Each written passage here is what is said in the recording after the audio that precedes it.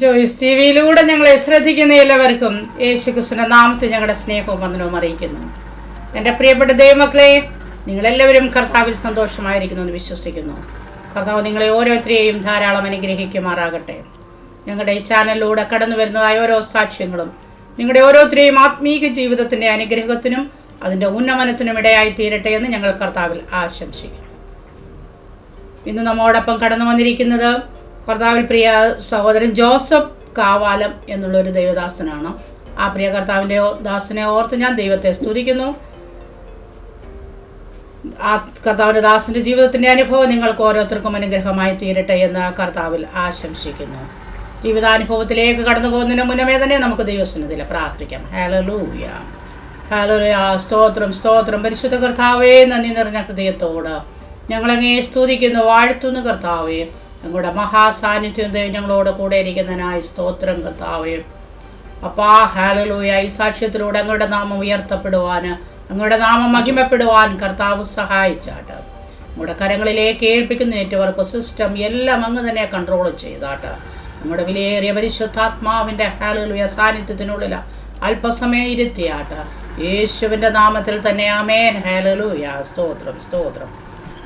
Okay, ദേവദാസിനെ ജീവിതാനുഭവം share ചെയ്യാനുള്ള സമയമാണ്. ജീവിതത്തിന്റെ അനുഭവത്തെ ദേവദാസന് ഷെയർ ചെയ്യാം. Okay, thank you, welcome. സ്തോത്രം. ഞാന് ജനിച്ചതും വളർന്നതും ഒക്കെ കാവാലം എന്ന് പറയുന്ന സ്ഥലത്താണ്. ഞങ്ങള് 7 സഹോദരങ്ങളാണ്, ഒരു അപ്പനും അമ്മയ്ക്കും. അതില് 6ാമനാണ് ഞാൻ. 5 സഹോദരിമാരാണ് മൂത്തത്. അവരെയൊക്കെ വിവിധ ഇടങ്ങളിൽ വിവാഹം ചെയ്ത് അയച്ചു. 3 പേര് കർത്തസനയിൽ ചേർക്കപ്പെട്ടു. ഇനിയിപ്പം 2 പേരുണ്ട്. മൂത്ത ചേച്ചി, ഏറ്റവും മൂത്ത ചേച്ചിയുണ്ട്, 3ാമത്തെ ചേച്ചിയുണ്ട്, പിന്നെ എൻ്റെ അനിയനുമുണ്ട്. ഞങ്ങളാണ് ഏറ്റവും ഒടുവിലത്തെ ആമ്പിള്ള 2 പേരും. ഞാൻ ജനിച്ചപ്പോൾ മുതൽ തന്നെ ഒരു CSI ബാക്ക്ഗ്രൗണ്ടിലാണ് ഞാൻ ജനിച്ചു വളർത്തപ്പെട്ടു വന്നത്. അപ്പം CSI പള്ളി പോകുകയും ആ ആരാധനയ്ക്കൊക്കെ കൂടുകയും സൺഡേ സ്കൂളിലൊക്കെ പങ്കെടുക്കുകയൊക്കെ ചെയ്ത് അങ്ങനെ അപ്പൻ്റെയും അമ്മയുടെയും കൂടെ പോയ ഒരു കാലഘട്ടമായിരുന്നു എൻ്റെ ഓർമ്മയിലുള്ളത്. ഞങ്ങള് വിശ്വാസ ജീവിതത്തിലേക്ക് വന്നത് ഒരു വലിയ അത്ഭുതകരമായ ഒരു കാര്യം ഞങ്ങളുടെ വീട്ടിൽ സംഭവിച്ചു. അങ്ങനെയാണ് ഞങ്ങൾ വിശ്വാസ ജീവിതത്തിലേക്ക്, പെന്തക്കോസ്തിന്റെ അനുഭവത്തിലേക്ക് വരുന്നത്. എൻ്റെ അനിയന് എന്നെക്കാളും ഒരു 8 വയസ്സിന് ഇളയതാണ്. അവന് 12ാമത്തെ വയസ്സില് ഹാർട്ടിന് ഒരു കിഴുത്ത വീഴുവാനിടയായി തീർന്നു. അപ്പൊ അവനെ പല ആശുപത്രികളിലും അന്നത്തെ ആശുപത്രികളൊക്കെ കൊണ്ടുപോയി. ഇതുപോലത്തെ അന്നത്തെ വലിയ വലിയ ആശുപത്രികളൊന്നും ഇല്ലാത്ത കാലഘട്ടമാണ്. എന്നാലും ഉള്ള ഒരുപാട് നല്ല ആശുപത്രികളൊക്കെ കൊണ്ടുപോയി എൻ്റെ അവനെ കൊണ്ടുപോയി ചികിത്സിച്ചെങ്കിലും ഒടുവിലായിട്ട് ഡോക്ടർമാര് പറഞ്ഞു രക്ഷയൊന്നുമില്ല, കുഞ്ഞ് മരിച്ചു പോകുമെന്ന് പറയുവാനിടയായി തീർന്നു. അപ്പൊ ഹാർട്ടിന്റെ കിഴുത്ത വലുതായി വലുതായി വന്നുകൊണ്ടിരുന്നു. അങ്ങനെ കുഞ്ഞിനെ ആശുപത്രിയിൽ നിന്ന് വീട്ടിൽ കൊണ്ടുവെക്കൂ, മരിച്ചു പോകുന്ന ഡോക്ടർ തീർത്ത് പറയുവാനിടയായി തീർന്നു. അങ്ങനെ എൻ്റെ പിതാവ്, അവൻ്റെ പേര് എഡ്വേർഡ് എന്നാണ്, അവനെയും കൊണ്ട് വീട്ടിൽ വന്നു. വീട്ടിൽ വന്നപ്പം എൻ്റെ മാതാവ് ചോദിച്ചു, ഡോക്ടർമാരെന്ത് പറഞ്ഞു എന്ന് ചോദിച്ചപ്പോൾ പറഞ്ഞു, കുഞ്ഞ് മരിച്ചു പോകുന്നാ പറഞ്ഞെന്ന് പറഞ്ഞു.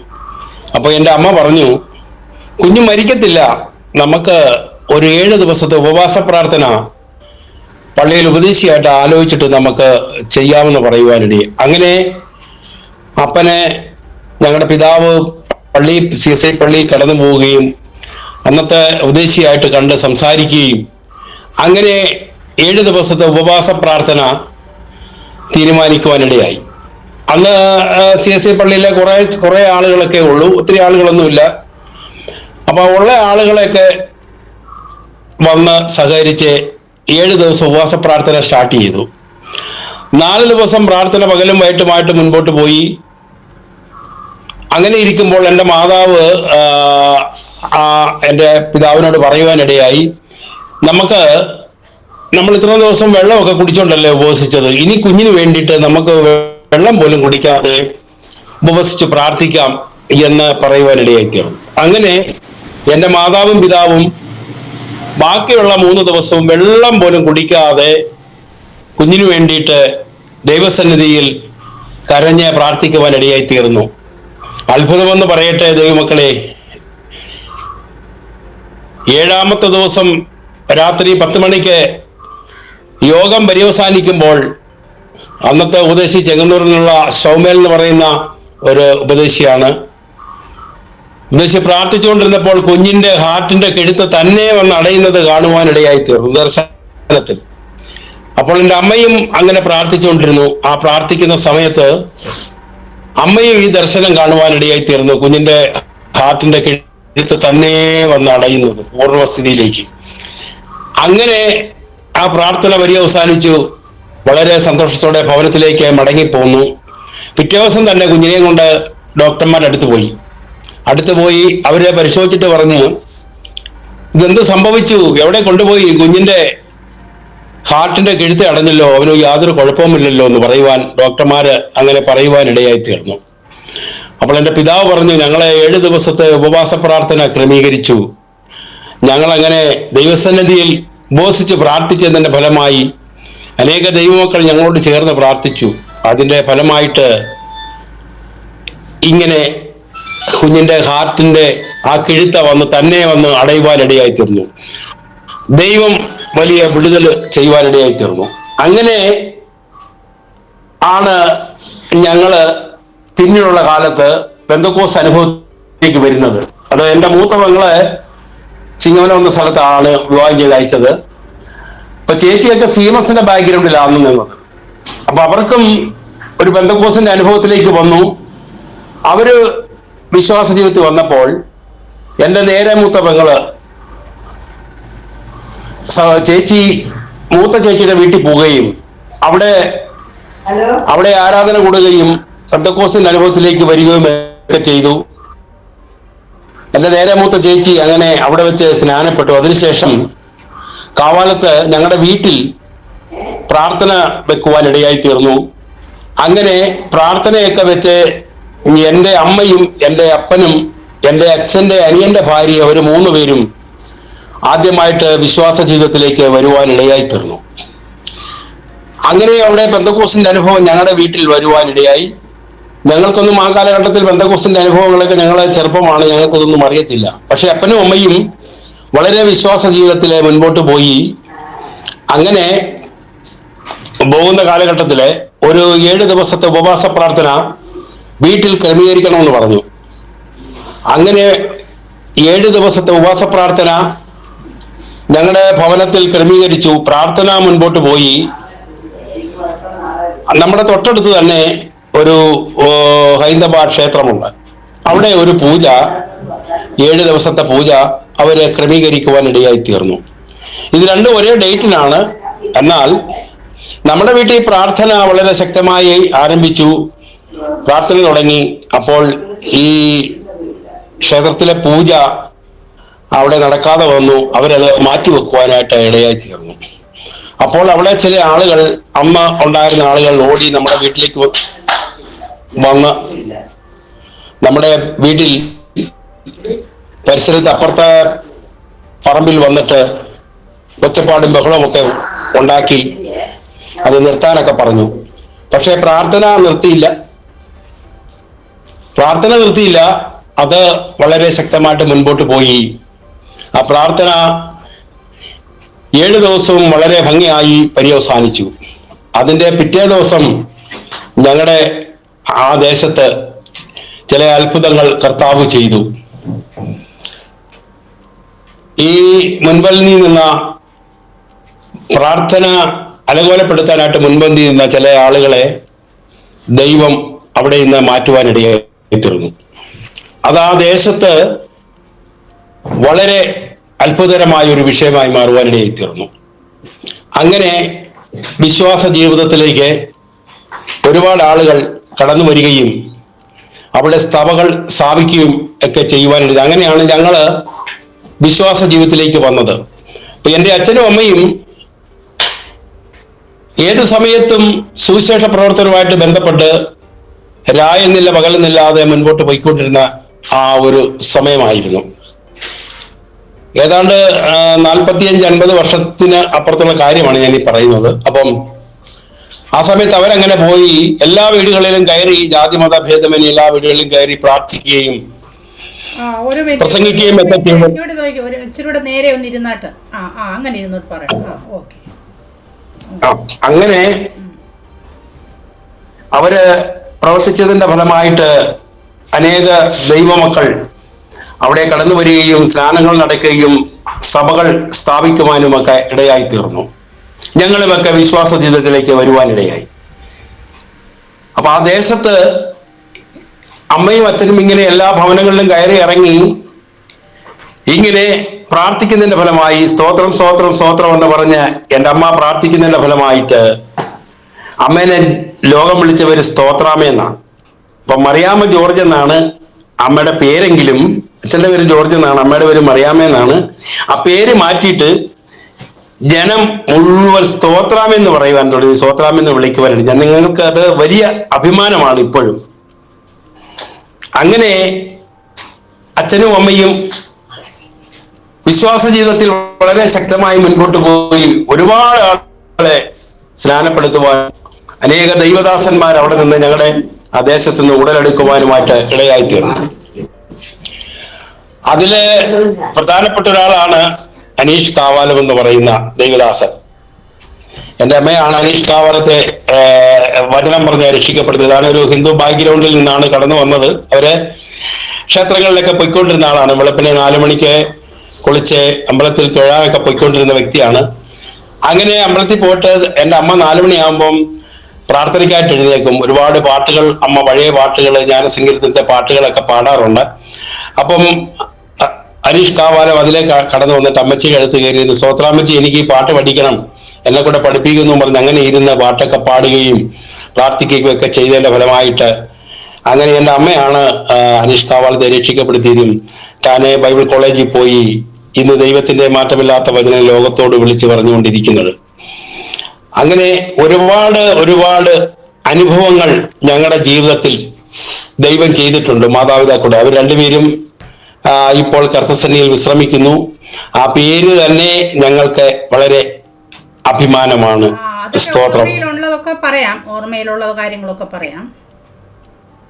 അമ്മയൊക്കെ ഈ പ്രവർത്തനവുമായിട്ട് ബന്ധപ്പെട്ട് പോകുമ്പോൾ എൻ്റെ ഓർമ്മ വെച്ച നിമിഷം മുതൽ അമ്മ 2002 കർത്തസന്നിധിയിൽ ചേർക്കപ്പെടുന്ന സമയം വരെ മരുന്നെന്ന് പറയുന്ന ഒന്നും ഉപയോഗിച്ചിട്ടില്ല. എൻ്റെ ഓർമ്മ മുതൽ അമ്മ മരുന്നെന്ന് പറയുന്ന ഒരു സാധനം ഉപയോഗിച്ചിട്ടില്ല. എന്തിനു പറയുന്നു, പലപ്പോഴും പനിയും കാര്യങ്ങളൊക്കെ വന്ന് ഇങ്ങനെ ഭവനത്തിൽ വിശ്രമിക്കുന്ന സമയത്ത് എല്ലാവരോടും പറയും, എനിക്ക് വേണ്ടി നിങ്ങൾ പ്രാർത്ഥിച്ചാൽ മതി. അപ്പോൾ ഒരു ദിവസം ബോധരഹിതയായി ഇങ്ങനെ ഭവനത്തിൽ വിശ്രമിക്കുക, ഒരു ചെറിയ പനി വന്നിട്ട്. അപ്പൊ എൻ്റെ അച്ഛൻ്റെ അനിയന്റെ മകൻ ഓടി വന്നിട്ട്, പേരമ്മ ഒത്തിരി ദിവസമായല്ലോ ഇങ്ങനെ കിടക്കുന്നു, നമുക്ക് ഗ്ലൂക്കോസ് വാങ്ങിച്ചോണ്ട് വന്നിട്ട് വെള്ളം കൊടുക്കാമെന്ന് പറഞ്ഞ് ഗ്ലൂക്കോസ് വാങ്ങിച്ചോണ്ട് വന്നിട്ട് വെള്ളം കലക്കുന്ന സമയത്ത് അമ്മ വളരെ ചാടി എഴുന്നേറ്റിട്ട് പറഞ്ഞ്, ചേട്ടന്റെ പേരും ജോസ് എന്നാണ്, ജോസേ അത് മരുന്നാ, എനിക്ക് വേണ്ട, നീ അത് വേറെ ആർക്കെങ്കിലും കൊടുത്തല്ലേ, നീ കുടിച്ചോ, എനിക്ക് വേണ്ട മരുന്ന്, എനിക്ക് എൻ്റെ ദൈവം മതി, എൻ്റെ ദൈവം എനിക്ക് വിടുതൽ തരുമെന്ന് പറയുവാനിടയായി തീർന്നു. അമ്മ മരുന്നൊന്നും ഉപയോഗിച്ചില്ല. ഒരുപാട് മുറിവുകളും കാര്യങ്ങളും ഒക്കെ മാതാവ് ഈ സുശേഷ പ്രവർത്തനവുമായി ബന്ധപ്പെട്ട് പോകുമ്പോൾ രാത്രിയിലൊക്കെ, അന്നത്തെ രാത്രിയിലൊക്കെ വെട്ടങ്ങളോ വെളിച്ചങ്ങളോ ഒന്നുമില്ല, ചൂട്ടുകറ്റയൊക്കെ കത്തിച്ചുകൊണ്ടാണ് ഇങ്ങനെ വീശി അച്ഛനും അമ്മയും സുവിശേഷം പറഞ്ഞ്. ഞാൻ ഇന്നത്തെ പോലെ ഓർക്കുന്നു, ഒരു ദിവസം രണ്ടുപേരും അവര് ഒരു 4 മണിയാകുമ്പോൾ രണ്ടുപേരും വേദപുസ്തകം എടുത്തുകൊണ്ട് ഇറങ്ങും. അപ്പം ആളുകളൊക്കെ ജോലിയൊക്കെ, അന്ന് ഞങ്ങളുടെ നാട് വയൽ പ്രദേശങ്ങളാണ്, പണിയൊക്കെ കഴിഞ്ഞ ആളുകൾ വരുന്ന സമയത്ത് അമ്മയച്ഛനും സുശേഷം പറയാനായിട്ട് വീടാന്തരം കയറി. എല്ലാ വീടുകളും ജാതിമത ഭേദമന്യേ എല്ലാ വീടുകളിലും കയറും. അങ്ങനെ കയറി പോയി രാത്രി ഒരു 10 മണിയായപ്പോൾ സുശേഷ പ്രവർത്തനം കഴിഞ്ഞ് രണ്ടുപേരും നടന്നു വരുമ്പോൾ ഒരു തോട് കുറുകെ കടക്കണം. അവിടെ ഒരു ചെറിയ തടിയാണ് ഇങ്ങനെ ഇട്ടിരുന്നത്. അമ്മ അതിലോട്ട് കയറി കാല് വെച്ചപ്പോൾ ആ തടി മറിഞ്ഞിട്ട് അമ്മ താഴോട്ട് വീണതൊരു കല്ലിന്റെ മുകളിലേക്കാണ്. ആ കല്ലിന്റെ മുകളിലോട്ട് വീണിട്ട് മുട്ട് കല്ലച്ചെന്ന് അടിച്ചിട്ട് ഒരു 8-10 സ്റ്റിച്ചിന്റെ അത്രയും മുറിഞ്ഞു. അപ്പോൾ തന്നെ അടുത്ത വീട്ടിൽ കയറി അവരോട് വിവരം പറഞ്ഞ് അവരുടെ നിന്ന് കുറച്ച് തുണി വാങ്ങിച്ച് കാല് കെട്ടി വീട്ടിൽ വന്നപ്പോൾ നല്ല രീതിയിൽ ചോര പോയിക്കൊണ്ടിരിക്കുകയാണ്. അപ്പം എല്ലാവരും പെട്ടെന്ന് വലിയ പ്രയാസത്തിൽ അമ്മച്ചിയോട് ജന്തപുത്തി എന്ന് പറഞ്ഞപ്പോൾ പറഞ്ഞ അച്ഛനും അമ്മയും പറഞ്ഞു ഇങ്ങനെ സംഭവിച്ചതാണ്. അന്നേരം മരുന്ന് ആശുപത്രി കൊണ്ടുപോകാനോ മരുന്ന് വെക്കാനോ ഞങ്ങൾക്ക് പറയാൻ പറ്റത്തില്ല. അമ്മ പറഞ്ഞു ആരും ഒന്നും വിഷമിക്കണ്ട, എണ്ണ പൂശി പ്രാർത്ഥിച്ചാൽ മതി എന്ന് പറഞ്ഞു. അങ്ങനെ എണ്ണ പൂശി പ്രാർത്ഥിച്ചു. ദേവദാസി അത്ഭുതം എന്ന് പറയട്ടെ, മാതാവിന്റെ കാല് പൂർവ്വസ്ഥിതിയിലേക്ക് മടങ്ങി വരുവാനിടയിൽ. അതുപോലെ തന്നെ നാലാമത്തെ മകളെയും എൻ്റെ മകളെ വിവാഹം ചെയ്തിരിക്കുന്നത് പരുത്തിമാറ എന്ന് പറയുന്ന സ്ഥലത്താണ്. അവിടെ അമ്മ ഇങ്ങനെ മക്കളുടെ അടുത്ത് മാറി പോകാറുണ്ട്. അപ്പൊ നാലാമത്തെ മകളുടെ അടുത്ത് പോയി അവിടെ നിന്നപ്പോൾ അവിടെ ഈ വിറക് എടുത്തുകൊണ്ടിരുന്ന സമയത്ത് വിറക് അത് താഴോട്ട് വീണിട്ട് ഒരു ഗ്ലാസ് പൊട്ടി അവിടെ കിടന്നു. അമ്മ അത് കണ്ടില്ല. കയറി ചവിട്ടി കാല് വട്ടം മുറിഞ്ഞു, ഒരു 8-10 സ്റ്റിച്ചിന്റെ മുറിഞ്ഞു. അപ്പോൾ പെട്ടെന്ന് പെങ്ങളുടെ ഭർത്താവൊക്കെ ഉണ്ടായിരുന്നു. മച്ചി ആശുപത്രി കൊണ്ടുപോകാന്ന് പറഞ്ഞപ്പോ പറഞ്ഞു മോനെ എന്നെ ആശുപത്രിയിൽ നിന്ന് കൊണ്ടുപോകണ്ട, അവിടെ അടുത്ത് ഇട്ടിവിദേശി എന്നും പറഞ്ഞൊരു പാർഷല്ലേ എന്നെ സ്നാനപ്പെടുത്തിയതാ, പാർഷ വിളിച്ച് പ്രാർത്ഥിച്ചാൽ മതി, എനിക്ക് വിടുതൽ തരും, നാളെ ആ മുറിവ് തരും, നിങ്ങൾ കണ്ടോണമെന്ന് പറയുവാനിടയായി. ഞങ്ങളിതൊന്നും അറിയുന്നില്ല. അപ്പൊ ഞങ്ങൾ കാവാൾക്കാണ്. അപ്പോൾ തന്നെ അളിയൻ പോയി ഇട്ടിവിദേശിയെ വിളിച്ചോണ്ട് വന്ന് പ്രാർത്ഥിച്ചു, എണ്ണ പൂശി പ്രാർത്ഥിച്ചു. അത്ഭുതമെന്ന് പറയട്ടെ, അമ്മയുടെ മുറിവ് കരുവാനിടയായി തീർന്നു. ഒരുപാട് അത്ഭുതങ്ങള് ദൈവം ചെയ്തതാ. അങ്ങനെ ഞാനാണെങ്കിൽ ഈ ചെറുപ്പത്തിൽ തന്നെ വിശ്വാസീയത്തേക്ക് വന്നില്ല. അപ്പം എൻ്റെ ചെറുപ്രായം എന്ന് പറയുന്നത് 12 വയസ്സ് മുതൽ ഞാൻ ജോലിക്ക് ഇറങ്ങിയെങ്കിലും വിദ്യാഭ്യാസം വളരെ കുറവാണ്. ജോലിക്ക് ഇറങ്ങിയെങ്കിലും ലോകത്തിന്റെ ഇമ്പങ്ങൾക്കൊക്കെ വേണ്ടിയിട്ടൊക്കെ ഇങ്ങനെ നടക്കുകയൊക്കെ ചെയ്യുമായിരുന്നു. അങ്ങനെയൊക്കെ നടന്ന ഒരു കാലഘട്ടം എൻ്റെ ജീവിതം. അപ്പൊ എൻ്റെ അമ്മ ഞാൻ സിനിമയൊക്കെ കഴിഞ്ഞ് സെക്കൻഡ് ഷോ സിനിമയൊക്കെ കഴിഞ്ഞ് രാത്രി നടന്നൊക്കെ വരുമ്പോൾ അമ്മ ഈ എന്താ പറയുന്നത്, അന്ന് കറണ്ടൊന്നുമില്ല വീട്ടിൽ, ഈ മണ്ണെണ്ണ വിളക്ക് കത്തിച്ച് വെച്ചോണ്ട് അമ്മ ഈ ഇരുന്നുകൊണ്ട് കണ്ണുനീരോടെ പ്രാർത്ഥിക്കുന്നതായ ഒരനുഭവം കൊണ്ട് അത് ഞാൻ എന്നും ഓർക്കുന്നുണ്ട്. കണ്ണുനീരോടെ പ്രാർത്ഥിക്കുക, ദൈവമേ എൻ്റെ മകനെ നേർവഴി കൊണ്ടുവരണേ, അവനെ നല്ല ബുദ്ധി കൊടുക്കണേ, അവനാണ് ആണിൽ മൂത്തത്, അവനാണ് ഈ പെട്ടകം ചുമക്കേണ്ടത് ഞങ്ങൾ കഴിഞ്ഞാൽ.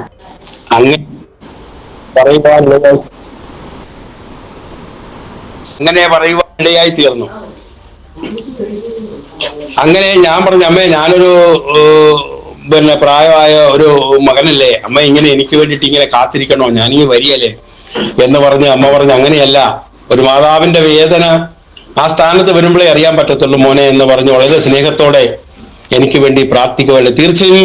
തീർച്ചയായിട്ടും ഞാൻ അത്ഭുതം എന്ന് പറയട്ടെ, അമ്മയുടെ പ്രാർത്ഥനയുടെ ഫലമാണ് ഞങ്ങളെല്ലാം ഇന്ന് മക്കളെല്ലാവരും 7 മക്കളും അവരുടെ മക്കളും ചിലവരൊക്കെ വിശ്വാസ ജീവിതത്തിലേക്ക് വരുവാനിടയായി തീർന്നു. എൻ്റെ രണ്ടാമത്തെ സഹോദരിയുടെ 3ാമത്തെ മകളും ഭർത്താവും 2 കുഞ്ഞുങ്ങളും ബാംഗ്ലൂരാണ് താമസിക്കുന്നത്. അവരവിടെ അങ്ങനെ ചെയ്യുവാനിടയായി തീർന്നു. അവര് ഇന്ന് അവിടെ കർത്താവിന്റെ വേലയിലായിരിക്കുന്നു. അങ്ങനെ ഞങ്ങള് പറഞ്ഞാല് ഒരുപാട് അത്ഭുതങ്ങള് ഞങ്ങളുടെ ജീവിതത്തിൽ കർത്താവ് ചെയ്യുന്നു. ഞാനും വിശ്വാസ ജീവിതത്തിലേക്ക് വരുവാനിടയായി തീർന്നു. 25ാമത്തെ വയസ്സില് എൻ്റെ വിവാഹം കഴിഞ്ഞു. കുഞ്ഞമ്മ ജോസഫ് എന്നാണ് എൻ്റെ സഹധർമ്മിണിയുടെ പേര്. താനും 10 മക്കളുള്ള വീട്ടിലെ അംഗമാണ്. താനും വളരെ അത്ഭുതത്തോടെയാണ് ആ വീട്ടിൽ നിന്ന് ആദ്യമായിട്ട് വിശ്വാസ ജീവിതത്തിലേക്ക് വന്നത്. അങ്ങനെ ഒരു ഭാര്യ സഹോദരിയാണ് എനിക്ക് ലഭിച്ചത്. ഞങ്ങൾക്ക് 2 കുഞ്ഞുങ്ങളെ ദൈവം ദാനമായിട്ട് തന്നു. ഒരാണും ഒരു പെണ്ണും. മൂത്തത് മോള്, ഇളയത് മോൻ. 2 പേരും വിവാഹിതരായി. 2 പേർക്കും ഒരേ തലമുറ ദൈവം കൊടുത്തു. അനുഗ്രഹിക്കപ്പെട്ട നിലയിൽ മുൻപോട്ട്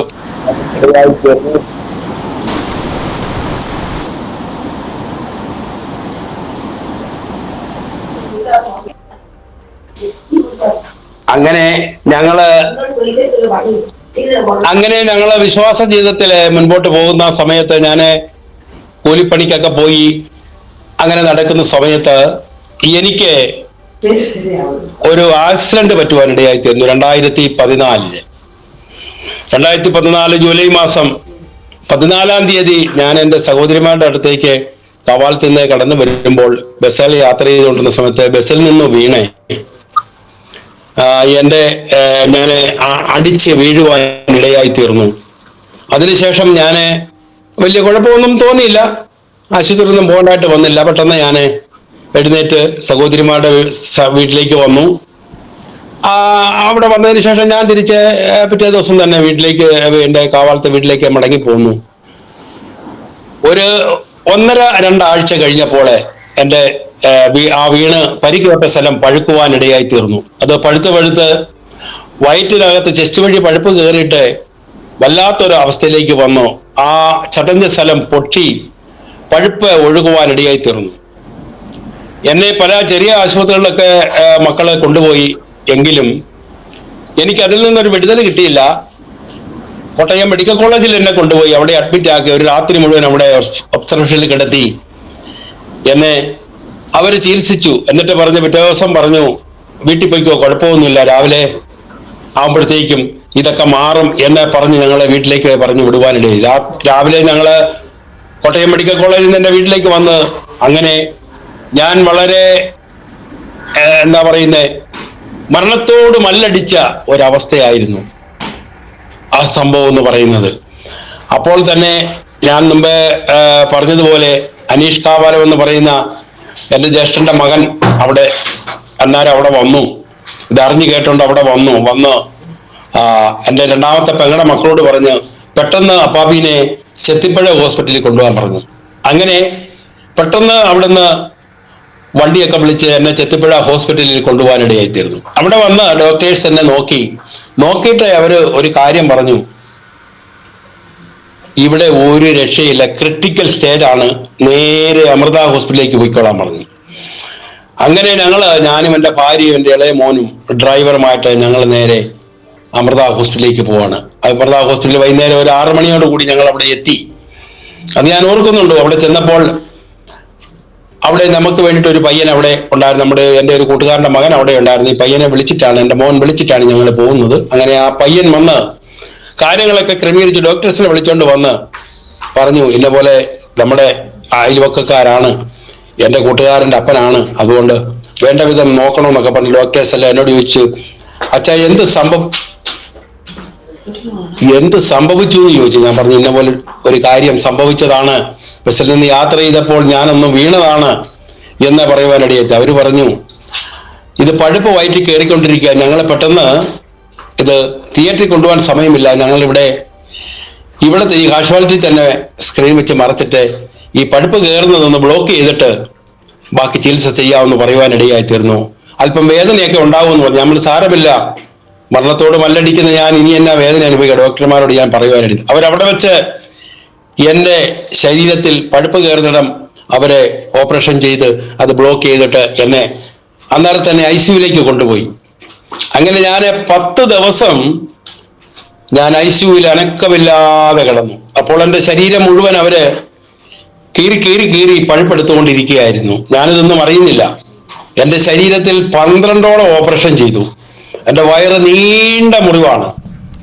അങ്ങനെ 12ഓളം ഓപ്പറേഷൻ ചെയ്തു. അവസാന ഘട്ടത്തിലെ എൻ്റെ ഭാര്യയോട് വിളിച്ചിട്ട് പറഞ്ഞു, ഇനി ഇവിടെ ചെയ്യാനൊന്നുമില്ല, രക്ഷയൊന്നുമില്ല, ഇതിലൊരു ഒപ്പിട്ടിട്ട് കൊണ്ടുപോയിക്കോളാൻ പറയുവാനിടയായി തീർന്നു. നിങ്ങളുടെ അറിയിക്കേണ്ടവരെയൊക്കെ അറിയിച്ചോളാൻ പറഞ്ഞു. 2 ദിവസം അല്ലെ ഏറിയാൽ 3 ദിവസത്തിന് അപ്പുറത്തേക്ക് പോകത്തില്ല എന്ന് പറയുവാനിടയായി തീർന്നു. സ്തോത്രം. എന്നാലേ എൻ്റെ കൂട്ടുദാസി പറഞ്ഞു, സാറേ അങ്ങനെയല്ല, ഞങ്ങളെ പറയേണ്ടവരോട് പറഞ്ഞിട്ടുണ്ട്, ജീവിക്കുന്ന ഒരു ദൈവമുണ്ട്, നിങ്ങളെ പ്രാർത്ഥിക്കാൻ പറഞ്ഞു. ഞങ്ങൾ ചെയ്യാനുള്ളത് മുഴുവൻ ചെയ്തു അമൃത ഹോസ്പിറ്റലിൽ. ഇനി ഒന്നുമില്ല എന്ന്. ഏഷ്യയിലെ 2ാമത്തെ ഹോസ്പിറ്റലാണ് അമൃത ഹോസ്പിറ്റല്. ഇനി ഒന്നുമില്ല എന്ന് പറയുവാനിടയായി തീർന്നു. അങ്ങനെ എന്നെ അവിടുന്ന് 10ാമത്തെ ദിവസം ഒരു 11 മണിയോട് കൂടി മരിച്ചു കിടന്ന ഞാനെ കണ്ണ് തെളിക്കുവാണ്. ഇത് അനേക ദൈവദാസന്മാർ ദൈവമക്കളുടെ പ്രാർത്ഥനയുടെ ഫലം കൊണ്ടാണ്. എനിക്ക് വേണ്ടി കണ്ണുനീരോടെ വിവിധ ഇടങ്ങളിൽ ഇരുന്നു കൊണ്ട് അനേക ദൈവദാസന്മാർ ദൈവമക്കൾ പ്രാർത്ഥിക്കുവാനിടയായി തീർന്നു. അങ്ങനെ പ്രാർത്ഥിച്ചതിന്റെ ഫലമായിട്ട് ഞാൻ 11 മണി ആയപ്പോൾ ഞാൻ കണ്ണു തെളിക്കുവാൻ ഇടയായി തീർന്നു. അത്ഭുതമെന്ന് പറയട്ടെ, വളരെ സന്തോഷത്തോടെ, വളരെ വിടുതലോടെ എനിക്ക് ദൈവം വലിയ വിടുതൽ തന്നു. അവിടെ നിന്നും അതിനുശേഷം എന്നെ 20 ദിവസം വാർഡിൽ കൊണ്ടുവന്നു, കിടത്തി. ചികിത്സ കഴിഞ്ഞിട്ട് 20 ദിവസം കഴിഞ്ഞപ്പോൾ അവിടെ നിന്ന് എന്നെ ഡിസ്ചാർജ് ചെയ്ത് ഞാൻ എൻ്റെ 4ാമത്തെ സഹോദരിയുടെ വീട്ടിലേക്കാണ് വന്നത്. അങ്ങനെ ഞങ്ങള് ചിങ്ങവനം എന്ന് പരുത്തുമാറ എന്ന സ്ഥലത്ത് വന്നു. അതിനുശേഷം ചികിത്സകളും കാര്യങ്ങളും ഒക്കെ ആയിട്ട് ഇങ്ങനെ പോയി. അനേക ദേവദാസന്മാർ ദൈവമക്കൾ വരികയും പ്രാർത്ഥിക്കുകയും ഒക്കെ ചെയ്തു. അങ്ങനെ ഞങ്ങള് അവിടെ നിന്ന് അല്പം ഒരു 2 കിലോമീറ്റർ മാറി ഒരു വീട് വാടകയ്ക്കെടുത്ത് ഞങ്ങള് വാടകയ്ക്ക് ഒരു 10 വർഷം ആ വീട്ടിൽ താമസിക്കുവാൻ ഇടയായി തീർന്നു.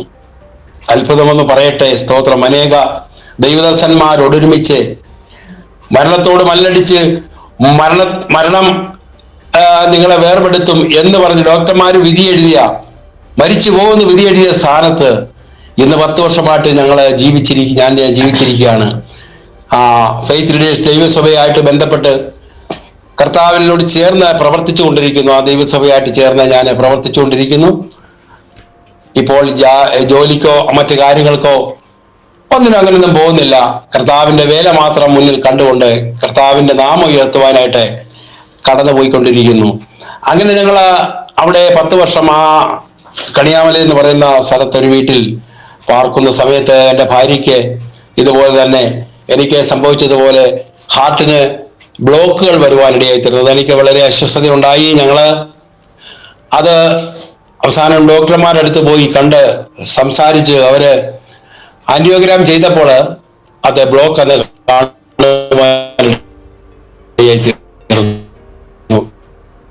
12 ബ്ലോക്കാണ് ഉണ്ടാകുന്നത്.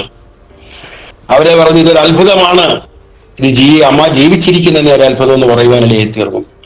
അങ്ങനെ പറയട്ടെ, ഈ എൻ്റെ ഭാര്യ സഹോദരിയെ ഓപ്പറേഷൻ വിധേയായി തിരുവല്ല പുഷ്പഗിരി ഹോസ്പിറ്റലിൽ ആ 12 ബ്ലോക്കുകളും കർത്താവ് മാറ്റി. ഡോക്ടർമാർ പറയുന്നൊരു കാര്യമുണ്ട് ഞങ്ങളോട്, ഈ ഓപ്പറേഷൻ നടന്നുകൊണ്ടിരിക്കുന്ന സമയത്ത് അറ്റാക്ക് വരാം, ആള് മരിച്ചു പോകാം, നിങ്ങൾ ദൈവത്തോട് പ്രാർത്ഥിക്കുവാൻ പറയാനിടയായി. അങ്ങനെ ഞങ്ങളെ പ്രാർത്ഥിച്ചു. അനേക ദൈവദാസന്മാർ ദൈവമക്കൾ പ്രാർത്ഥിച്ചതിന്റെ ഫലമായി ഒരു പക്ഷേ ദൈവദാസിയും പ്രാർത്ഥിച്ചു കാണുമെന്ന് ഞാൻ വിശ്വസിക്കുന്നു. എൻ്റെ ഭാര്യ സഹോദരി ഇപ്പോൾ 5 മാസം കഴിഞ്ഞു. യാതൊരു കുഴപ്പമില്ലാതെ പൂർവാധികം ശക്തിയോടെ കർത്താവിന്റെ സാക്ഷിയായിട്ട് അനേക സ്ഥലങ്ങളിൽ കടന്നുപോയി സാക്ഷീകരിച്ചുകൊണ്ടിരിക്കുന്നു. ദൈവം അത്ഭുതകരമായി വിടുവിക്കുവാനിടയായി തീർന്നു. അങ്ങനെ ഞങ്ങൾ അതിനുശേഷം ഓപ്പറേഷന് ശേഷം ഞങ്ങൾ മറ്റൊരു വീട്ടിലേക്ക് വാടകയ്ക്ക് മാറുവാൻ ഇപ്പൊ ഞങ്ങൾ ആ വീടിനകത്ത് ആണ് ഇരിക്കുന്നത്. ആദ്യം താമസിച്ച വീട്ടിൽ നിന്ന് 1 കിലോമീറ്റർ കിഴക്കോട്ട് മാറിയ ഒരു വീട്ടിലാണ് താമസിക്കുന്നത്. ദൈവം അത്ഭുതകരമായി ഞങ്ങളെ വഴി നടത്തുന്നു. 2 പേരെയും. ഞങ്ങൾക്ക് 2 കുഞ്ഞുങ്ങളാണല്ലോ, ഞാൻ പറഞ്ഞല്ലോ, 2 കുഞ്ഞുങ്ങള് ദാനമായിട്ട് കർത്താവ് തന്നു. അവര് 2 പേരും വിവാഹിതരായി. മൂത്ത മോൾക്ക് ഒരു കുഞ്ഞോളം മുണ്ടകയത്താണ് കെട്ടിച്ചത്. 6 വയസ്സുള്ള ഒരു പെൺകുഞ്ഞുണ്ട്, 1ാം ക്ലാസ്സിൽ പഠിക്കുന്നു, ഞങ്ങളോടൊപ്പമുണ്ട്. അവിടെ ഭർത്താവ് ഞങ്ങളുടെ ഒപ്പമുണ്ട്. അവളുടെ ജോലിയോടൊരു ബന്ധത്തിലായിരിക്കുന്നു. ഇളയ മോന് കാവാലം എന്ന പ്രദേശത്താണ് താമസിക്കുന്നത്. അവനെ വിവാഹം ചെയ്തത് അവിടുത്തെ 2 പെൺപിള്ളേരുള്ളതിൽ ഇളയ പെൺകുട്ടിയാണ് വിവാഹം ചെയ്തത്. അപ്പൊ ആ വീടുമായിട്ട് ബന്ധപ്പെട്ട് തന്നെ എല്ലാ മൊബൈൽ ഷോപ്പ്, ഒരു ചെറിയ മൊബൈൽ ഷോപ്പ് നടത്തുന്നുണ്ട്. അപ്പൊ അതുകൊണ്ട് അതുമായിട്ട് ബന്ധപ്പെട്ട് തനിക്ക് അവിടെ നിൽക്കണം എന്നുള്ളത് കൊണ്ട് താനെ അവിടെ നിൽക്കുന്നു. മനോഹരമായ ഒരു ആൺകുഞ്ഞ്. അവർക്ക് തലമുറയില്ലായിരുന്നു. 6-7 വർഷമായി അവിടെ വിവാഹം കഴിഞ്ഞിട്ട്. ഞങ്ങളെ കണ്ണുനീരോടെ ദൈവസന്നിധിയിൽ പ്രാർത്ഥിച്ച് ഞങ്ങളെപ്പോഴും ആ വിഷയത്തിന് വേണ്ടി ഞങ്ങൾ 2 പേരും കണ്ണുനീരോടെ പ്രാർത്ഥിക്കും. ഞങ്ങളെ അറിയാവുന്ന അനേക ദൈവദാസന്മാർ ദൈവമക്കൾ ഞങ്ങളോടൊപ്പം ചേർന്ന് പ്രാർത്ഥിച്ചു. അവർക്ക് മനോഹരമായ ഒരാൺകുഞ്ഞിനെ ദൈവം ജൂലൈ മാസം 12-ാം തീയതി 2024 ആഗസ്റ്റ് മാസം 12-ാം തീയതി ദൈവം ദാനമായി തന്നു മനോഹരമായ ഒരു ആൺകുഞ്ഞിനെ. അങ്ങനെ വളരെ സന്തോഷത്തോടെ അവരും ആയിരിക്കുന്നു. ഞാൻ ഇതൊക്കെ പറഞ്ഞ് ഒരുപാട് കാര്യങ്ങളെ പുറകോട്ട് ചിന്തിക്കുവാനുണ്ട്. എന്നാൽ ദൈവം തന്ന അത്ഭുതകരമായ വിടുതലാണ് ഇതിന്റെ എല്ലാം പിന്നിലുള്ളത്. ഇതൊന്നും മനുഷ്യന്റെ ആരുടെയും കഴിവുകളല്ല ഞാൻ ഈ പറയുന്നത്. എൻ്റെ അനുഭവത്തിലുള്ള കാര്യങ്ങളാണ് ഈ പറഞ്ഞത്. അനുഭവത്തെ ആർക്കും കണ്ണിക്കാനൊക്കത്തില്ല. അത് ഞങ്ങളുടെ ജീവിതത്തോട് ചേർത്ത് വെക്കുന്ന കാര്യങ്ങളാണ്. അനേക ഭവനങ്ങളിൽ കയറി രോഗികൾക്ക് വേണ്ടി മാതാവും പിതാവും പ്രാർത്ഥിച്ചു. അനേകർക്ക് സൗഖ്യം കിട്ടിയിട്ടുണ്ട്.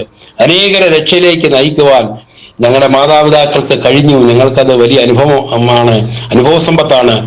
ഞാൻ ഇവിടെ വന്നതിന് ശേഷം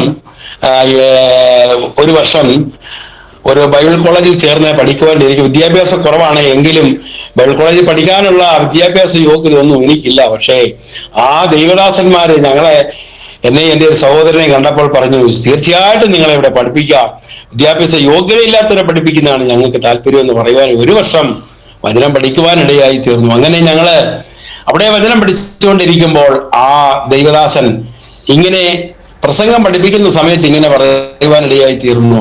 ഞാൻ അമേരിക്കയിൽ പോയപ്പോൾ അവിടെ വേറെ ഒരു ദൈവദാസൻ പ്രസംഗിക്കുന്നത് കേട്ട്, കാവാലത്ത് സ്തോത്രാമയുണ്ടോ, മരിക്കുന്നിടം വരെ മരുന്നെടുത്തിട്ടില്ല എന്നേ പറയുവാനിടയായി തീർന്നു. അങ്ങനെ ആ അമ്മയെക്കുറിച്ച് ഞാൻ കേട്ടിട്ടുണ്ട് എന്ന് പറയുവാൻ, അതുപോലെ നിങ്ങളും വിശ്വാസ ജീവിതത്തിൽ ഉറച്ചു നിൽക്കണമെന്ന് പറഞ്ഞു. ഉച്ച കഴിഞ്ഞ സമയത്ത് ഞാൻ ആ ദൈവദാസനോട് ചോദിച്ചു, ആരാണത് പറഞ്ഞത്?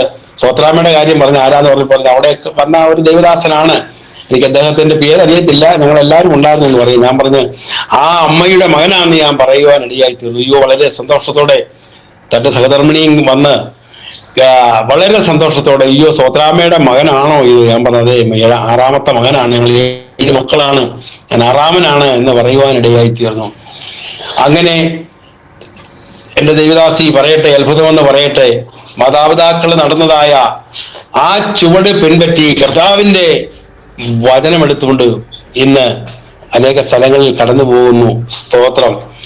ദൈവം അനുഗ്രഹിക്കട്ടെ. ഞങ്ങളെ ഇത് ശ്രദ്ധിക്കുന്ന എല്ലാവർക്കും വിടുതലുണ്ടാകട്ടെ എന്ന് ഞാൻ ആത്മാർത്ഥമായി പ്രാർത്ഥിക്കുകയാണ്. അനുഭവത്തിലൂടെയാണ് ഞങ്ങൾ കടന്നു വന്നത്. സ്തോത്രം. ഞാൻ ആദ്യം പറഞ്ഞല്ലോ, എൻ്റെ അനിയന്റെ വിടുതലാണ്, അത് ഡോക്ടർമാർ വിധി എഴുതിയതാ, രക്ഷയില്ല, മരിച്ചു പോകുമെന്ന് തീർത്ത് പറഞ്ഞ ആൾ ഇന്നും ജീവിച്ചിരിക്കുന്ന കാലത്തുണ്ട്. കഴിഞ്ഞ ദിവസം ഇവിടെ ഒരു പ്രാർത്ഥന വെച്ചപ്പോൾ എൻ്റെ സഹോദരനെ കടന്നു വരുവാനിടയായി. അവനാണ് പ്രാർത്ഥിച്ച് ആ യോഗം ആരംഭിച്ചത്. അങ്ങനെ ഡോക്ടർമാർ വിധി എഴുതുന്ന സ്ഥാനത്ത് നമ്മുടെ ദൈവം വലിയവനാ. അത് എവിടെ പോയാലും പറയുന്നതിൽ ഞങ്ങൾക്ക് സന്തോഷമേ ഉള്ളൂ. ദൈവം വളരെ അത്ഭുതകരമായി ഞങ്ങളെ നടത്തിക്കൊണ്ടിരിക്കുന്നു. സ്തോത്രം. ഈ ദേശത്ത് വന്നിട്ട് ഞങ്ങള് ഇവിടെ എല്ലാ വീടുകളിലും കയറി പ്രാർത്ഥിക്കുകയും അനേകരെ എന്നെ വിളിച്ച് പ്രാർത്ഥിക്കുകയും ഒക്കെ ചെയ്യുന്നുണ്ട്. തൊട്ടടുത്ത വീട് ഞങ്ങളുടെ ഓണറാണ് താമസിക്കുന്നത്. അദ്ദേഹമൊക്കെ വളരെ സന്തോഷത്തിലാണ്. കഴിഞ്ഞ ദിവസവും ഇവിടെ ഒരു മുറ്റത്ത് കൺവെൻഷൻ നടന്നു. ഒരുപാട് പേര് വരുവാനും വചനം കേൾക്കുവാനും ഒക്കെ ഇടയായി തീർന്നു. അങ്ങനെ ഈ ദേശത്ത് വന്നിട്ടും സ്തോത്രം, കർത്താവിന്റെ സാക്ഷിയായി നിൽക്കുവാൻ കർത്താവ് സഹായിച്ചത് ഓർത്ത് ഞാൻ കർത്താവിനെ അധികമായി സ്തുതിക്കുന്നു, സ്തോത്രം ചെയ്യുന്നു. എന്റെ കൂട്ടദാസി എന്റെ അടുത്തിരിപ്പുണ്ട്. പുള്ളിക്കാരത്തേക്കും സാക്ഷ്യങ്ങൾ പറയാനുണ്ട്, എന്നെ വിടുവിച്ച കാര്യം പറയാനുണ്ട്. സ്തോത്രം. അങ്ങനെ വളരെ അത്ഭുതത്തോടെ കർത്താവ് നടത്തുന്നു. ഇത് അനേകർക്ക് ഞാൻ ഇങ്ങനെയുള്ള വീഡിയോകളൊക്കെ കാണുമ്പോൾ ഞാൻ അവരെ വിളിച്ചിട്ട് ഇതുപോലെ കഷ്ടതയിലൂടെ കടന്നു വന്നതായ അനേകരെ ഞാൻ കാണുവാനുണ്ട്. അവരെ വിളിച്ച് ഞാൻ സന്തോഷം പങ്കുവെക്കുവാൻ ഇടയായി തീർന്നിട്ടുണ്ട്. സ്തോത്രം. ദൈവം ഞാനിങ്ങനെ ഈ ചാനൽ കണ്ടപ്പോൾ ദൈവദാസിനെ വിളിച്ചു. എനിക്ക് വളരെ സന്തോഷം തോന്നി. അനേകർക്ക് വേണ്ടിയിട്ട് ഇതൊരു വലിയ പ്രചോദനമാണല്ലോ എന്ന് കാണുവാൻ ഇടയായി തീർന്നു. അങ്ങനെയാണ് ഞാൻ വിളിച്ച് നമുക്ക് ഇതുമായിട്ട് ബന്ധപ്പെടുവാനായിട്ട് ഇടയായി തീർന്നത്. സ്തോത്രം. ഇനി ശിഷ്ടായസ് ഞങ്ങൾ തീരുമാനമെടുത്തിരിക്കുന്നത് വേറെ ഒരു കാര്യത്തിലും പോകുന്നില്ല, കർത്താവിന്റെ വേല മാത്രം ചെയ്യുക, അതേ ഉള്ളൂ. എവിടെ ഒരു പ്രയാസമുണ്ടോ, എവിടെ ഒരു പ്രതികൂലമുണ്ടോ, അവിടെ അറിഞ്ഞു കേട്ട് ആരും വിളിക്കണ്ട, എന്നെ ആരും വിളിക്കണ്ട, ഞാൻ അറിഞ്ഞു കേട്ട് ഞങ്ങൾ അവിടെ പോയി ആ വിഷയത്തിന് വേണ്ടി പ്രാർത്ഥിക്കുവാൻ ഇടയായി തീരുന്നുണ്ട്. അനേകർക്ക് വിടുതലായി തീരുന്നുണ്ട്. ഞാൻ ഒരു 4-5 വർഷത്തിന് മുൻപ് ഞാൻ ഇവിടെ താമസിക്കുന്ന സമയത്ത് കൊട്ടാരക്കരയിൽ ഒരു പ്രവർത്തനവുമായിട്ട് ബന്ധപ്പെട്ട് പ്രവർത്തിക്കുവാനിടയായിരുന്നു. വേൾഡ് പ്രയർ ഫെലോഷിപ്പ് എന്ന് പറയുന്ന ഒരു കൂട്ടായ്മയിൽ ചേർന്ന് പ്രവർത്തിക്കുവാനിടയായിരുന്നു. അങ്ങനെ അവിടെ കടന്നു പോകാനും 1 വർഷക്കാലം അവിടെ ചേർന്ന് പ്രവർത്തിക്കുവാനും ഒക്കെ ഇടയായി തീർന്നു. അനേക സ്ഥലങ്ങളിൽ കടന്നുപോയി ആ കൊട്ടാരക്കര പ്രദേശത്ത് അനേകർക്ക് വേണ്ടി പ്രാർത്ഥിക്കുവാൻ കൃപ ചെയ്തു അവിടുത്തെ ദൈവമക്കളോട് ഒരുമിച്ച്. അതിനകത്ത് എടുത്തു പറയത്തക്കതായ ഒരു കാര്യം, ഷാജി എന്ന് പറയുന്ന ഒരു ദൈവദാസൻ ഞങ്ങൾ വളരെ സുപരിചിതരായി വളരെ സന്തോഷത്തോടെ മുൻപോട്ട് പോകുന്ന സമയത്ത് എന്നോട് പറഞ്ഞു, തിരുവനന്തപുരത്ത് നമുക്ക് ഒരു പ്രാർത്ഥനയ്ക്ക് കടന്നു പോകണം. ഒരു കുവൈറ്റിൽ നിന്ന് വന്ന ഒരു പയ്യനുണ്ട്, ഒരു പാർഷണ മോനാണ്. ക്യാൻസർ വന്നിട്ട് തൻ്റെ മുടി മുഴുവൻ പോയി. 35 വയസ്സുണ്ട്, 2 കുഞ്ഞുങ്ങളുമുണ്ട്, ഭാര്യയും 2 ചെറിയ കുഞ്ഞുങ്ങളുമുണ്ട്. മരണത്തോട് മല്ലടിച്ച് കിടക്കുകയാണ്. അവിടെ പോയി ഒന്ന് പ്രാർത്ഥിക്കണമെന്ന് പറയുവാൻ ഇടയായി തീർന്നു. ഞാൻ പറഞ്ഞു പോകാമെന്ന് പറഞ്ഞു. ഞങ്ങൾ അങ്ങനെ ഒരു വണ്ടിയൊക്കെ വാടകയ്ക്കെടുത്ത് ഞങ്ങൾ ഇവിടുന്ന് കടന്നുപോയി. ഞാനും ആ ദൈവദാസനും വേറെ 2 പേരും കൂടെ, ഞങ്ങൾ 4 പേര് അവിടെ കടന്നുപോയി. ആ ഭവനത്തിൽ ചെന്ന് ആ പ്രിയ സഹോദരൻ ഒരു ദൈവദാസന്റെ മകനാണ്. ഒരു വളരെ ദുഃഖത്തിലും പ്രയാസത്തിലുമാണ് ഇരിക്കുന്നത്. എണ്ണപ്പെട്ട ദിവസങ്ങൾ ചെറുപ്പക്കാരൻ, 35 വയസ്സുള്ള ഒരു ചെറുപ്പക്കാരൻ അവിടെ പോയി ഏതാണ്ട് 1.5-2 മണിക്കൂർ ദൈവത്തിന്റെ മാറ്റമില്ലാത്ത വചനങ്ങളെ കുറിച്ച് പ്രസംഗിക്കുവാൻ, സംസാരിക്കുവാൻ കർത്താവ് കൃപ ചെയ്തു. ആ സഹോദരന് വേണ്ടി വളരെ ശക്തമായി പ്രാർത്ഥിച്ചു. അത്ഭുതം എന്ന് പറയട്ടെ, ഇന്നും ജീവനോടിരിക്കുന്നു. മരിക്കുമെന്ന് പറയുന്ന ആ സഹോദരൻ, തനിക്ക് മുടിയൊക്കെ വന്ന്, സ്തോത്രം, ആ സഹോദരൻ ഇന്നും ജീവനോടെ ഇരിക്കുന്നു. താനെ വീണ്ടും ജോലിക്ക് പോകാൻ തുടങ്ങി. ഞാനിത് പറയുന്നത്, സ്തോത്രം, കർത്താവിന്റെ നാമം ഉയർത്താൻ, അല്ല നമ്മുടെ നാമം ഉയർത്താനോ ഇന്ന വീട്ടിലെ ആയതുകൊണ്ട് അതൊന്നുമല്ല, നമുക്കതൊന്നും വിഷയമല്ല. കർത്താവിന്റെ നാമം ഉയരണം. പൗലോസ് പറഞ്ഞതുപോലെ, ഞാനോ കുറയണം, അവനോ വളരണം. എന്റെ ഒരു ചിന്താഗതി അതാണ്. അനേകർക്ക് നമ്മുടെ ജീവിതം കൊണ്ട് പ്രചോദനമായി തിന്നും പ്രയോജനമുണ്ടാകണം. നമ്മള് ഭൂമിയിൽ വിശ്വാസികളാണെന്ന് പറഞ്ഞ് ജീവിച്ചിട്ട് അങ്ങനെ ഇങ്ങനെ ജീവിക്കുന്നതിൽ അർത്ഥമില്ല. നമ്മൾ ജീവിക്കുമ്പോൾ ആർക്കെങ്കിലും ഒരു ഉപകാരം, ഒരു ദിവസമെങ്കിലും ഞാൻ ഒരു ദിവസം ഒരാളോടെങ്കിലും വചനം പറയാത്ത ദിവസമില്ല. ഇന്ന് രാവിലെ ആണെങ്കിലും ഒരു സഹോദരൻ ഇവിടെ ചില ബിസിനസ്സുമായിട്ട് ബന്ധപ്പെട്ട് വന്നു. ക്രിസ്മസിനെ പറ്റി ഇങ്ങനെ ചോദിച്ചപ്പോൾ പറഞ്ഞു, ഞങ്ങൾക്ക് ക്രിസ്മസ് ഉണ്ടോ? ക്രിസ്മസ് ഇല്ലെന്ന് പറയാം. അതെന്താന്ന് ചോദിച്ചപ്പോൾ ഞാൻ ആ സഹോദരനോട് അപ്പോൾ ദൈവവചനം പറഞ്ഞു. യേശു ഒരിക്കലായിട്ട് ജനിച്ചു. ഈ ലോകത്തിന് വേണ്ടിയിട്ട് തന്റെ 33 തിരുവയസ്സിലെ രക്തം ഊറ്റിക്കൊടുത്ത് തന്നെ പ്രവൃത്തി ചെയ്തു. താനെ തന്റെ കഴുത്ത് സ്വന്തമായി വെച്ചുകൊടുത്ത് മരണത്തെ പുൽകി, അത് നമുക്ക് ഓരോരുത്തർക്കും വേണ്ടി മരിച്ചു, അടക്കപ്പെട്ടു, 3-ാം നാൾ ഉയർത്തെഴുന്നേറ്റു. കർത്താവിന് ദൈവസന്നിധിയിൽ നമുക്ക് വേണ്ടി പക്ഷപാതം ചെയ്തിരിക്കുക. കർത്താവിന്റെ വരവെടുത്തിരിക്കുന്നു. അതാണ് ഈ ലോകത്തിലെ സംഭവം. സഹോദര വിളിച്ചു പറയുവാൻ ഇടയായിത്തീരുന്നു. അദ്ദേഹത്തിന് വളരെ സന്തോഷമായി. ഞാൻ കടന്നു പോകുന്നിടത്തെല്ലാം ഞാനിങ്ങനെ ദൈവത്തിന്റെ മാറ്റമില്ലാത്ത വചനത്തെ കുറിച്ച് പറയാറുണ്ട്. കർത്താവ് നടത്തുന്നു. കാരണം എന്റെ സാക്ഷ്യം തന്നെ അത് തന്നെയാണ്. മരണത്തോട് മല്ലടിച്ച് 10 ദിവസം കിടന്ന് എന്റെ കർത്താവ് ജീവിപ്പിച്ചില്ലേ, അത് തന്നെ മതിയല്ലോ സാക്ഷ്യം എന്ന് പറയുന്നത്. സ്തോത്രം. അങ്ങനെ ഞങ്ങൾ കർത്താവിന്റെ സന്നിധിയിൽ അനുകരിക്കപ്പെട്ട നിലയിൽ നല്ല രീതിയിൽ ഞങ്ങൾ മുൻപോട്ട് പോയിക്കൊണ്ടിരിക്കുന്നു. സ്തോത്രം. ഇതെല്ലാവർക്കും ഒരു അനുഗ്രഹവും വിടുതലുമായി തീരട്ടെ. എന്റെ ദേവദാസിക്ക് കണ്ടത് ഇങ്ങനെ വളരെ സന്തോഷമുണ്ട്. സ്തോത്രം. ഞങ്ങളെ ഓർത്ത് പ്രാർത്ഥിക്കുക, കർത്താവിന്റെ വേല ചെയ്യണം. അതാണ് ഞങ്ങളുടെ ആഗ്രഹവും പ്രാർത്ഥനയും. നമുക്ക് സഭകളും നമുക്ക് വ്യത്യാസമില്ല. എവിടെ പോയി മനുഷ്യനാണോ അവിടെ പോയി അവർക്ക് വേണ്ടിയിട്ട് പ്രാർത്ഥിക്കുക, ദൈവത്തിന്റെ മാറ്റമില്ലാത്ത വചനങ്ങളെ കുറിച്ച് പറയുക. ഇതാണ് ഞങ്ങളുടെ ആഗ്രഹം. അങ്ങനെ കർത്താവ് ഞങ്ങളെ നടത്തിക്കൊണ്ടിരിക്കുന്നു. സ്തോത്രം. ഞങ്ങളെ ഓർത്ത് കർത്താവിന്റെ ദാസനെ സ്തോത്രം. കർത്താവ് ദേവദാസനെ നടത്തിയ എല്ലാ വിധങ്ങൾക്കും വഴികൾക്കും ദൈവത്തിന് നന്ദി കരയേറ്റുന്നു. ആ കാവാലത്തിന്റെ പ്രദേശത്ത് ഇനിയും അനേകർക്ക് വേണ്ടി കർത്താവിനെ കാണിച്ചു കൊടുക്കാൻ കർത്താവിന്റെ ദാസനെ ദൈവം സഹായിക്കട്ടെ, കർത്താവ് ഉപയോഗിക്കട്ടെ എന്ന് ആശംസിക്കുന്നു. ദേവദാസന് ഒരു മിനിറ്റ് ഒന്ന് പ്രാർത്ഥിച്ചാട്ടെ. ഹല്ലേലൂയ. സ്തോത്രം, സ്തോത്രം, ഹല്ലേലൂയ. സ്തോത്രം, സ്തോത്രം, സ്തോത്രം, സ്തോത്രം. ഞങ്ങളെ ആഴമായി സ്നേഹിക്കുന്ന ഞങ്ങളുടെ സ്വർഗ്ഗീയ നല്ല കർത്താവേ, മനോഹരമായ കർത്താവേ, പകൽവേളയ്ക്കായി സ്തുതിക്കുന്ന കർത്താവേ, അങ്ങയുടെ പാദപ്പെടുത്തടുത്ത് വരുവാൻ കർത്താവ് കൃപ ചെയ്യലോ. പ്രത്യാൽ കർത്താവിന്റെ ദാസിയെ കർത്താവേ, ഹല്ലേലൂയ, ഈ മാധ്യമം കൂടെ കാണുവാനും കർത്താവിന്റെ മാറ്റമില്ലാത്ത വചനങ്ങളെ കുറിച്ച്, കർത്താവ് ചെയ്ത അത്ഭുതത്തിന്റെ വിടുതലെ കുറിച്ച് ഞങ്ങൾക്ക് പരസ്പരം അങ്ങോട്ടും ഇങ്ങോട്ടും ഷെയർ ചെയ്യുവാനും ഒക്കെ കർത്താവ് കൃപ ചെയ്തല്ലോ. സ്തോത്രം. കർത്താവിന്റെ ദാസിയെയും തന്റെ കർത്താവെ കുട്ടുദാസനെയും ദാനമായി കൊടുത്ത കുഞ്ഞുങ്ങളെയും അവരുടെ പ്രവർത്തനത്തെയും കർത്താവെയും മാധ്യമ പ്രവർത്തനത്തെയൊക്കെ കർത്താവ് ആശീർവദിക്കണം, അനുഗ്രഹിക്കണമെന്ന് പ്രാർത്ഥിക്കുന്നു. അനേകർക്ക് കർത്താവെ ഇതൊരു പ്രചോദനമായി തീരുവാൻ അവരെ ഉയർത്തണമെന്ന് പ്രാർത്ഥിക്കുന്ന കർത്താവെ, ഞങ്ങളുടെ സാക്ഷ്യം കർത്താവെ ഈ സ്തോത്രം ഈ ചാനലിലൂടെ കാണുന്നവർക്ക് കർത്താവെ ഇത് അത്ഭുതകരമായ ഒരു വിടുതലായി തീരുവാൻ കർത്താവ് കൃപ ചെയ്യണമെന്ന് പ്രാർത്ഥിക്കുന്ന കർത്താവ്. സ്തോത്രം. അത്ഭുതത്തിന്റെ വിടുതല്. സ്തോത്രം. കർത്താവിന്റെ അത്ഭുതമായ ആ വിടുതല് ഹല്ലേലൂയ അനേകർക്ക് കർത്താവെ താങ്ങായി തണലായി തീരുവാൻ കർത്താവ് സഹായിക്കണമെന്ന് പ്രാർത്ഥിക്കുന്നു. ഇത് കാണുന്നവരൊക്കെയും കർത്താവെ സ്തോത്രം ജീവിക്കുന്ന ദൈവമുണ്ടെന്ന് പൂർണ്ണമായി വിശ്വസിക്കുവാൻ കർത്താവ് കൃപ ചെയ്യണമെന്ന് ഞങ്ങൾ അങ്ങോട്ട് അപേക്ഷിക്കുന്ന കർത്താവെ, എന്റെ ദാസിയെയും തന്റെ കുടുംബത്തെയും തന്റെ ഈ പ്രവർത്തനത്തെ കർത്താവ് മാനിക്കണം. ഞങ്ങൾക്ക് ഇങ്ങനെ ഒരു അവസരം തന്നതിനായി സ്തോത്രം. ഹല്ലേലൂയ. അവർ ഞങ്ങളോട് കാണിച്ച എല്ലാ ഔദാര്യ നന്മകൾക്കും ഏറിയ പ്രതിഫലം കൊടുത്ത് മാനിക്കണം. കർത്താവിന്റെ വരവ് താമസിക്കുന്നെങ്കിൽ കർത്താവെ ഞങ്ങൾക്ക് ഒരുമിച്ച് മുഖാമുഖം കണ്ട് കർത്താവിനെ സ്തുതിക്കുവാൻ കർത്താവ് കൃപ ചെയ്യണമെന്ന് പ്രാർത്ഥിക്കുന്നു കർത്താവെ. എല്ലാ മഹത്വം അങ്ങേക്ക് തരുന്ന കർത്താവെ, വേഗം വരുന്ന ക്രിസ്തുയേശുവിന്റെ നാമത്തിൽ അപേക്ഷിക്കുന്നു. ദൈവത്തോടെ കേൾക്കുമാറാകണമേ നല്ല പിതാവേ. ആമേൻ. ദേവദാസനെ